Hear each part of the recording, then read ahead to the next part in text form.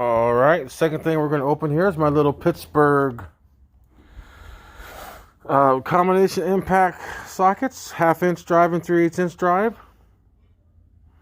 Comes with all that you see here. Lifetime warranty.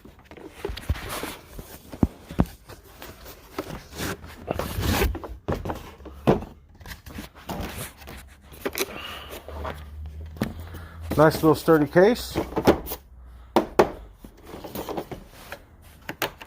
Got a little damage there already, or didn't notice. A lot of empty space, and here we are. Big numbers, easy to read. 3/8 inch adapter, 3-inch, 1/2 inch adapter extension. 1/2 inch to 3/8 adapter. Yeah. Nice. Alright. It's a Honda, so I'll use mostly metric. So that's it. That's not bad. They're nice and heavy. I wasn't sure if I could use my regular tools with the impact wrench.